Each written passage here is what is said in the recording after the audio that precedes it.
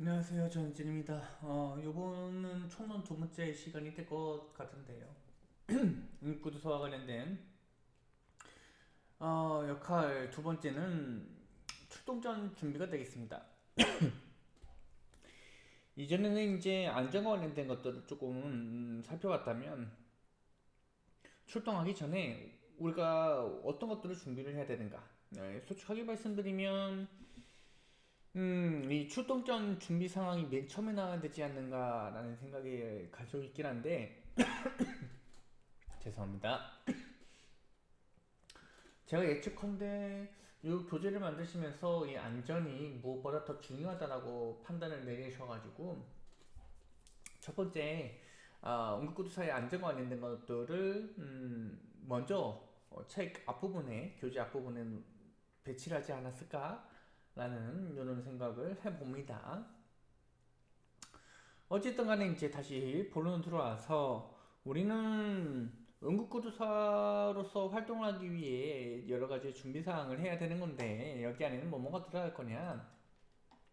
정신적, 신체적, 감정적으로 모든 환자들이나 혹은 동료들을 다 준비할 수 있도록 준비가 되어야 된다. 도와줄 수 있는 상태가 되어야 한다라고 해가지고 이제 여기서는 단순하게 보시게 되면 이제 구급차에 있는 정비라든지 아니면 소독이라든지 이런 것들을 응급환자를 받기 위한 활동이라고 보시면 되는 거고 그 외적으로 또 여기 써져 있는 것처럼 정신적으로, 신체적으로, 감정적으로 우리가 모두 준비가 되어 있어야 된다는 겁니다. 이거는 이제 그 자기 자신과 관련된 내용이고요. 그 위쪽에 있는 거는 이제 장비와 관련된 내용들이니까.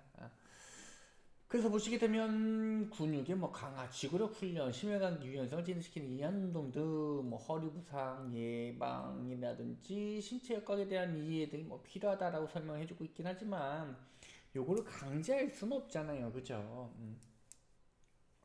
건강검진을 국가에서 매년 물론 이제 연수로 따지게 되면 2년에 한 번이긴 하지만요. 상황에 따라서 1년에 한 번씩이 될 수도 있고 6개월에 한 번이 될 수도 있고 2년에 한 번이 될 수도 있는데 나라에서 건강검진에 적극적으로 홍보를 하고 무료로 받을 수 있게 해줌에도 불구하고 어떻던 거 조심하세요. 운동 좀 하세요. 운동 부족입니다. 라는 말이 나오더라도 안 하는 것이 사람인 거죠.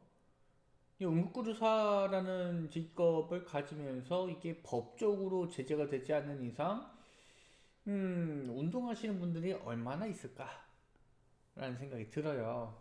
앞서 얘기했던 것처럼 이거는 이제 교과서적인 내용이죠. 너무나 좋은 내용이에요. 근육도 강화하고, 지구 훈련도 하고, 심혈관계하고, 유연성 증대시키고, 뭐 이런 것들을 하는 것은 이제 너무나 좋겠지만, 많지는 않겠다. 물론, 제가 봤을 때, 구급대원으로 활동하시는 분들은 생각보다 많이 하시는 것 같고, 병원에서 활동하시는 분들은 좀, 이런 성향이 적어지시는 것 같습니다. 그래서 본인이 소속되어 있는 기관이 어느 기관이냐에 따라서도 성향이 좀 달라진다라고 보시면 될 것 같고 그 아래 이제 스트레스와 관련된 부분들이 이제 써져 있는데 응급 환자를 다루다 보면 이제 보호자라든지 아니면 환자 자체라든지 아니면 사고 현장 자체가 너무 험해서 이런 것들이 정신적인 상처로 남아 있을 수가 있겠죠.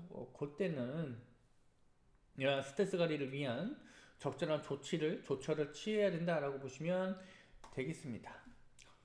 그리고 그 아래쪽에 있는 내용들은 장비 같은 것들 관련된 이런 것들입니다. 이런 것들. 이제 요거는 업무와 관련된 내용들이겠네요. 그죠? 위쪽에서 했던 내용들은 자기 관리와 관련된 내용이고요. 두 가지가 좀 차이가 있습니다. 본인도 관리가 잘 되어져야 되는 거고, 그 출동하기 전에 업무도 잘 관리가 되어야지만 현장에 출동했을 때 문제가 생기지 않고 적절하게 우리의 활동을 응급으로 종사자로서의 활동을 이어갈 수 있겠다라고 보시면 될 것 같고 그 다음에 있는 것이 이제 출동입니다. 출동 상황에서도 다시 한번 안전 관련된 내용들이 나오죠. 그래서 이제 안전이 너무나 맨 처음 나온 게 조금 이렇게 맥락상 맞지는 않지만 앞서 얘기했던 것처럼 중요도에 따라서 앞에서 언급을 해 드린 거죠. 출동 중에서 이제 과속이나 신호 위반 등으로 교통사고가 발생한다면 본인이 이제 환자에게 다가갈 수 없음에 음, 도움을 요청했지만 그 도움을 줄 수 없겠다. 뭐 이런 이야기들 해주고 있는 거고요. 그리고 뭐 안전수칙 관련된 내용들, 안전띠 착용 뭐 이런 것들 위해서 했던 것들이기 때문에 굳이 보시지 않으셔도 좋을 것 같고요. 단순하게 이야기를 드린자면 여러분들이 출동 지령을 받아서 현장으로 출동을 나가실 때 우리는 법적으로 긴급 자동차이기 때문에 과속이나 신호 위반을 해도 면책이 들어갑니다. 그런데 만약 과속이나 신호 위반으로 사고가 발생한다면 그거는 법적으로 문제가 되겠죠. 위법한 행동을 해서 사고가 일어난 거기 때문에 그때는 문제가 됩니다. 아까 전에 얘기했던 과속 신호 위반은 원래는 위법한 상황인 것이 맞으나 긴급 자동차이기 때문에 현장에 빠르게 도착해야 된다는 것을 감안하게 되면 그 위법한 상황을 면책해 주는 건데 면책하지 않는 상황들은 아까 전에 말씀드렸던 것처럼 그런 위법을 해놓고 사고 발생이 되면 그 위법한 행위가 면책 조항에 해당되지 않는다라고 보시면 되는 거죠. 그런데 이 얘기를 계속 왜 하느냐? 긴급 자동차라는 것들이 과속이나 신호 위반을 하게 되면 뭐가 위험한 거예요?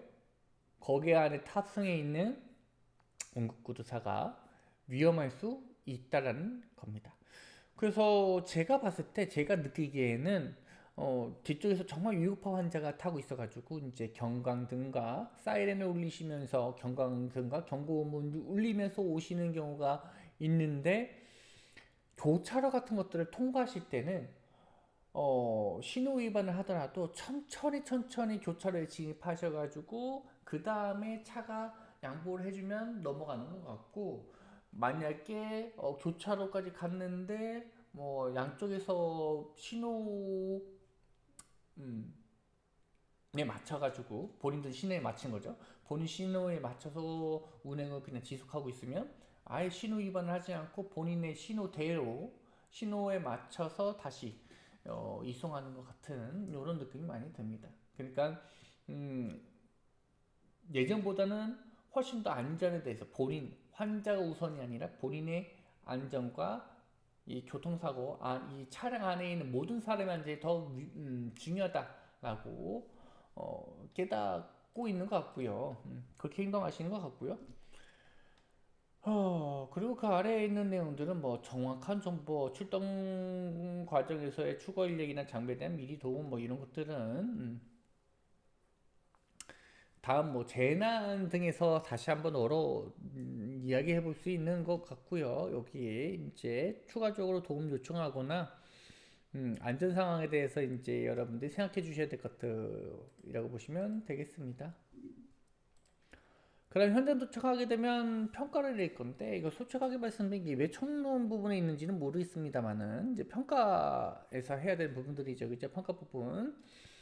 그래서 평가와 관련된 것들을 쭉 살펴보게 되면요. 여기 이제 안전과 관련된 내용이 한 번 더 나오고 있다. 여기에 현장 평가 부분에서 이루어져야 된다라는 점이 있고요.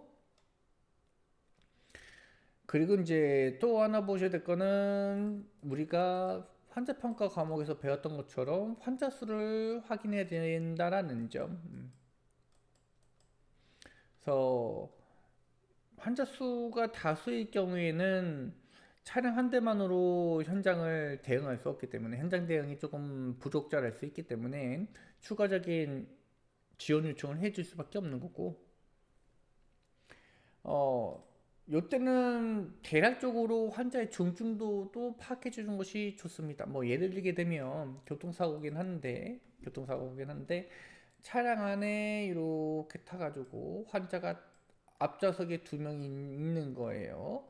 근데 한 사람은 경증, 한 사람은 중증 이렇게 하게 되면 뭐 상황에 따라서 조금 달라지겠죠. 지원 요청은 하겠지만요. 여기에 들어와야 되는 것이 이제 중증 구급차의 종류가 다르니까 중증에 대응할 수 있는 구급차가 올 수 있느냐, 혹은 그냥 일반 구급차가 오느냐, 뭐 이런 차이점도 있을 겁니다. 그래서 여기 두 명 다 중증이거나 한 사람만 경증이거나 혹은 둘 다 경증이거나 라고 했을 경우에는 현장에 도착한 이런 구급대원분들이 요청해야 되는 그것들이 좀 달라질 수 있겠다. 환자 수도 중요하지만요. 무턱대고 여기 한 명 더 있네요. 구급차 한 대 더 보내주세요. 이렇게 하는 것이 아니라는 거죠. 그리고 또 보셔야 될 거는 사고의 발생 기전과 응급질환의 경과 확인이라는 것이 있는데, 여기서도 이제 교통사고와 관련된 것도 이제 쉽게 볼 수 있는 거라서 예를 들어볼 수가 있는 거라서, 차량 사고를 보게 되는데 사고가 났다고 해서 현장에 딱 도착했는데 실제 환자를 보지 않는 상태에서, 환자는 아직 보진 않았고 현장만 딱 봤더니 덤프트럭이랑 경차랑 부딪힌 사고, 그리고 경차와 경차가 충돌한 사고, 속도가 동일하다, 고속도로가 아니고 그냥 시내 교차로라고 합시다. 교차로라고 하게 된다면 어떤 사람이 더 크게 다쳤을 거란 것이 그냥 예측이 되시죠. 물리적인 에너지 보존의 법칙에 따라서 우리가 충분히 예측할 수 있는 상황이라는 겁니다. 그게 사고 기전이라는 겁니다. 사고 기전. 물론 여러분들이 살펴보셨을 때 이 사고 기전은 100% 정확한 정답을 주는 정답지는 아닙니다. 정답 해설지는 아니라는 소리예요. 여러 가지 정보를 제공해주는 하나의 도구라고 보시는 것이 좋겠습니다. 환자 평가하는 데 있어서 도움이 되는 도구라고 보시는 것이 조금 더 적절할 것 같고요. 그리고 그 옆에 있는 그 아래에 있는 내용들 그냥 한 번쯤 살펴봐 주시면 될 것 같고, 사고 기전 관련된 내용들, 환자 평가 관련된 내용들입니다. 여기 관해서는 많은 내용들이 필요하진 않을 것 같아서, 네.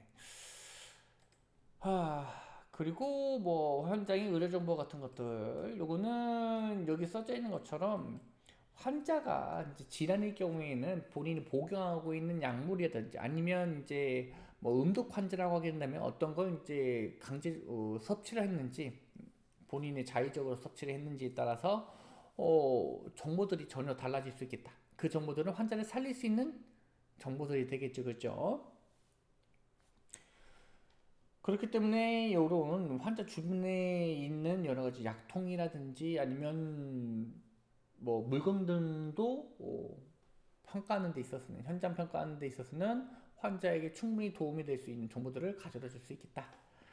그 다음에 있는 것이 이제 환자 평가인데요. 뭐 환자 평가에 대해서 너무나 우리가 잘 알고 있는 부분들이기 때문에 뭐 굳이 이 각각에 있는 내용들을 다 보지는 않을 것 같고요. 뭐 다 알고 있는 내용들이라고 보시고 생각이 들고 해서 여기 있는 내용들은 이제 하지 않을 거고요. 그 아래단락에 있는 내용들은 이제 보실 건데, 요게 가장 중요해요. 요거. 환자평가 종합적인 판단. 환자평가를 하고 난 이후에서는, 모든 걸 다 하고 난 이후에는 그 내가 결정을 내려야 된다는 거죠.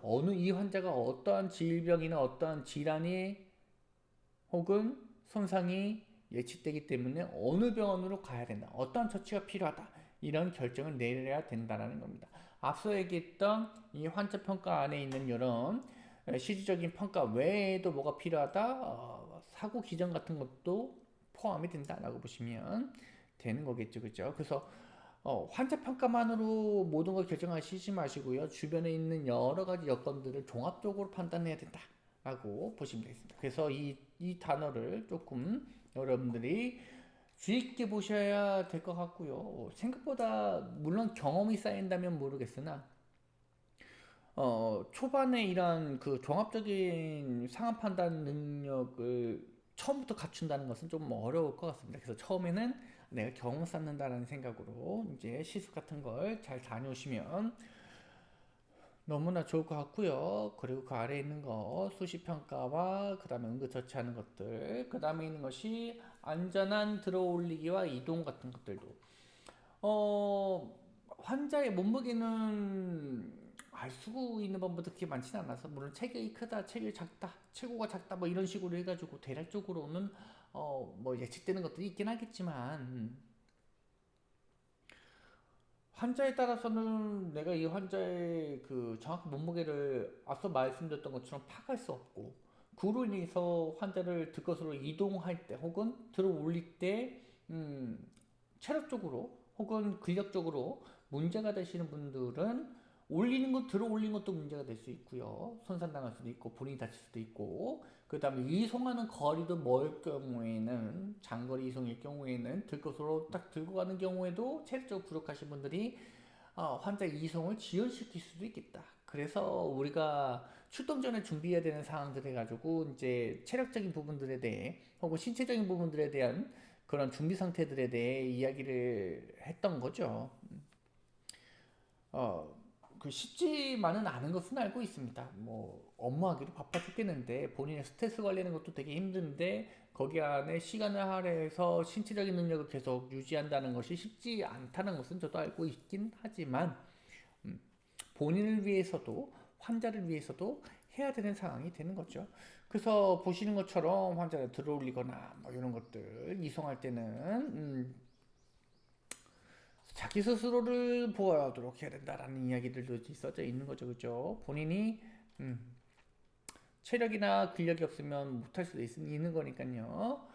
그다음 손상이나 질병에 대한 확인이라는 것들이 이제 있는데, 아까 전에 환자 평가하면서 대부분 질병 손상에 대해서 결정을 내리고 우선순위에 대해서 결정을 내렸기 때문에 이 부분에 대해서도 특별하게 이야기를 해드릴 것들은 이제 없을 것 같고요.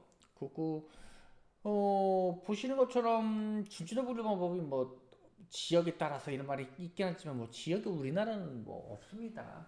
지역 따로 없고요. 그 하나의 그 중주도 분류만 하잖아요, 그죠? 법적으로 해야 되는 것들, 케이타스 같은 것들, 프리케이타스 이런 것들만 뭐 알고 계시면 되는 거죠, 그죠? 그래서 뭐 분류법을 사용하는지 관계없이 문구사 중주 분류법 숙지를 해야 된다라는 말들이 있죠, 그죠? 우리는 지역하고는 상관이 없습니다. 그냥 프리케이타스 하시면 됩니다.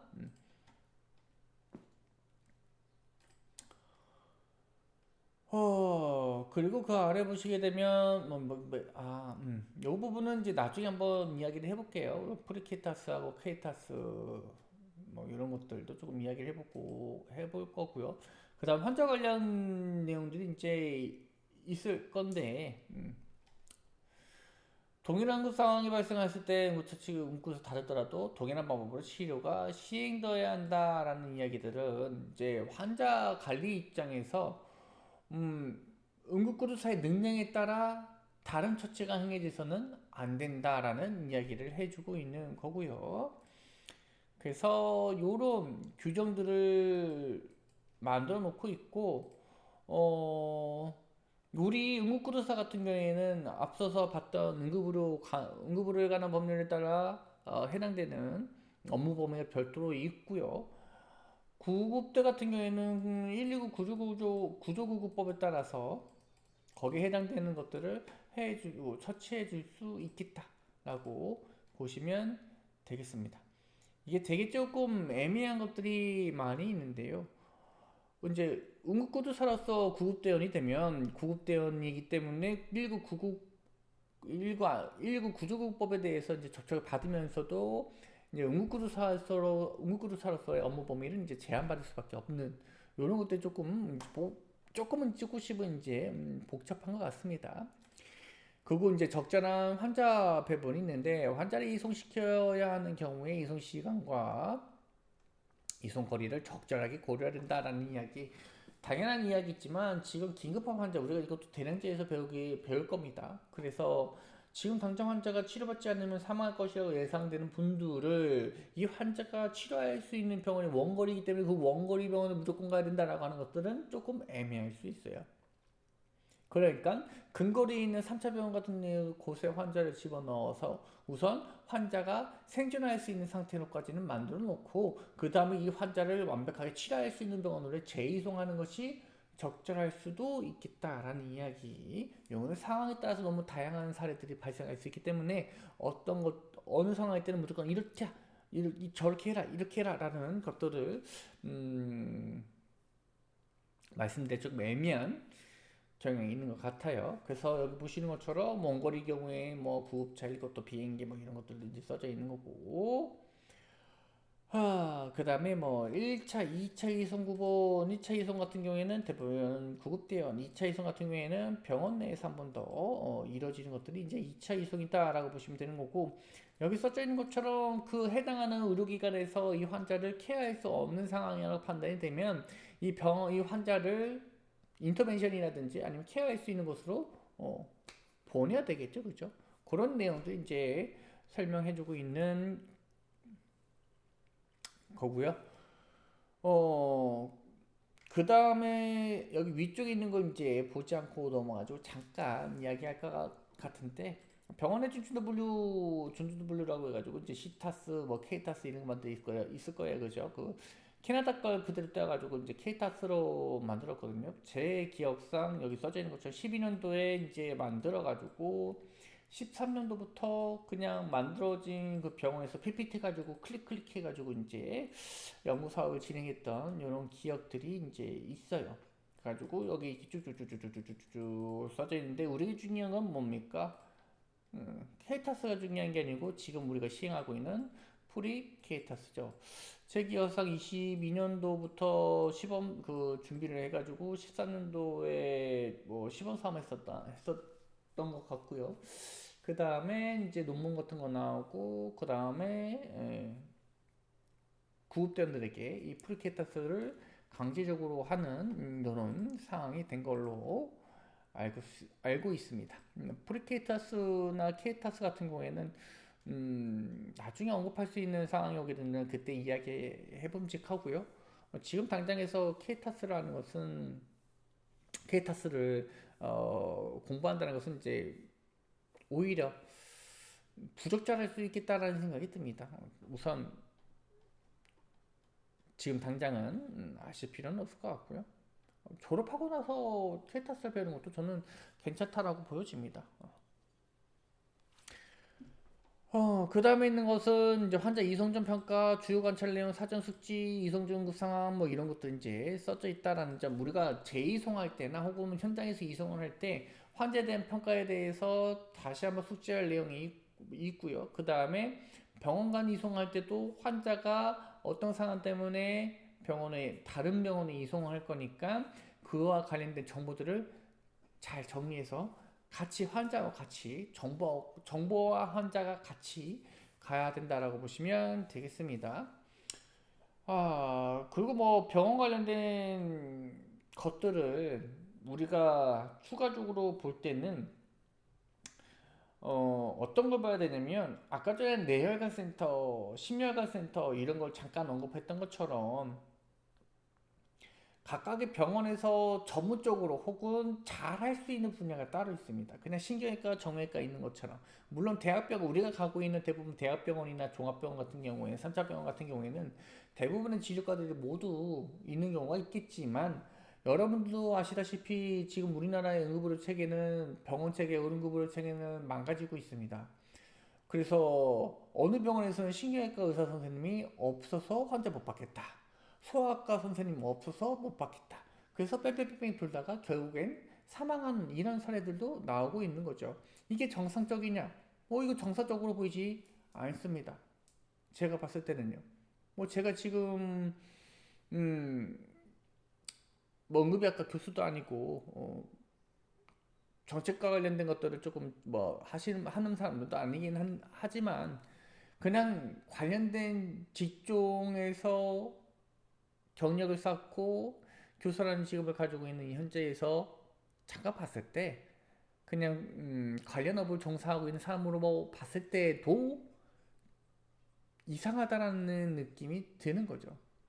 그래서 여기서는 적절하게 우리가 병원을 선택할 수 있다라고 설명해주고 있긴 하지만 그 선택이 되더라도 나는 이 병원에 가고 싶다라고 하더라도 그 병원에서 오히려 거부를 할 수 있겠다라는 이야기. 물론 여기서는 아름다운 이야기만 해주고 있는 거죠, 그죠? 책 교재니까요, 교재니까. 그래서 의료기관이 어떠한 전문적인 분야를 가지고 있는지 확인을 해주시고 이 환자가 어느 병원 어떤 조치가 필요하다는 것을 파악을 해주신다면 그 적정 병원으로 이제 이송을 해주셔야 된다라는 이야기. 그래서 치료 가능한 지정 병원으로 또 이송할 수가 있겠다라고 설명을 해주고 있는 거고 대부분 이렇게 할 건데 환자가 매우 위급한 상황이라고 하게 된다면 요게 안 될 수도 있다라는 것. 그래서 수 있다라는 이야기들로 많이 끝날 겁니다. 문장들이요. 그 다음에 이제 그 아래 보시게 되면 궁극적으로 환자 이송은 현장에서 뭐 응급처치 담당한 응급사의 처치 이런 책임이 있다 뭐 이런 이야기. 그래서 이런 것들도 한 번쯤 보고 넘어가 주시면 되겠습니다. 적절한 병원, 적정 병원의 선택이 저는 매우 중요하다고 보는 사람 중에 한 명이거든요. 처치도 중요하고 평가도 다 중요하죠. 근데 기본적으로 결론적으로는 우리가 이 환자를 어느 병원으로 이송하느냐에 따라서 환자의 생존 가능성이 달라진다라고 보여집니다. 이것도 제 개인적인 이야기고요. 생각이고 그 다음에 환자 분배는 다음 시간에 이어서 진행하도록 하겠습니다.